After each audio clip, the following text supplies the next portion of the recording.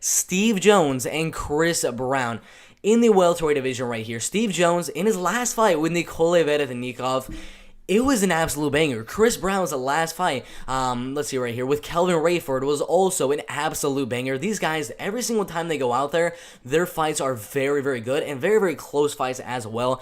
Steven Jones has really, really good hooks. He's not really much of a straight puncher, has really good overhands, really good right hooks, left hooks, everything like that. But when you start to go for those big looping type of shots and try to get the knockout, which he does have 4 knockouts and 4 decisions, you're going to start to get really, really tired. I encourage all of you in the comment section below, watch Steve Jones' last fight with Nikolai Vedenikov. He was gassed in that fight. He was absolutely gassed.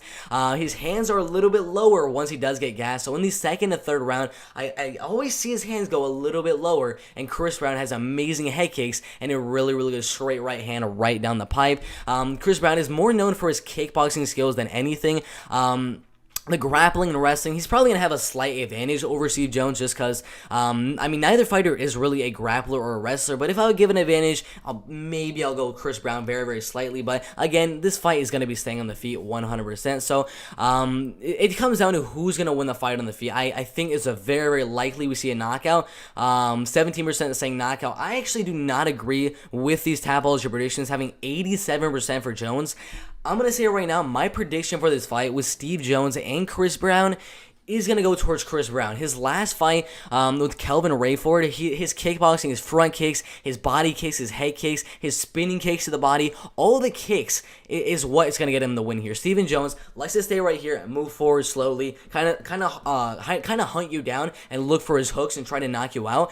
It's not going to work with Chris Brown. You're going to move right into a front kick to the face, a front kick to the body, a head kick, something like that. The kicks of Chris Brown are really going to do a lot of damage on Steve Jones, in my opinion, and that's why I'm going Chris Brown to win the fight. He's a little bit of a faster striker in terms of boxing, and his kickboxing is way, way better. In the clinch, he's also really, really good with knees to the body, knees to the head. He does this thing where he's in the clinch, he pulls out for a second and throws a left high kick right to the face.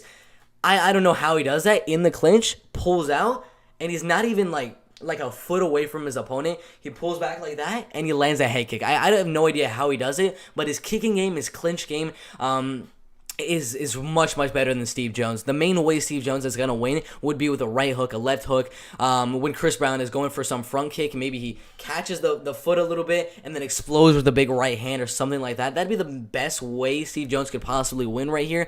But I think the kicking game of Chris Brown and the clinch game of Chris Brown are going to be what gets him the win right here. So my prediction is going to be the underdog on the Tapology predictions in Chris Brown, winning the fight by a 29-28 unanimous decision, winning the second and third round after Steve Jones sort of kind of starts to gas a little bit in those later rounds. It should be a really, really good fight in the welterweight division right there.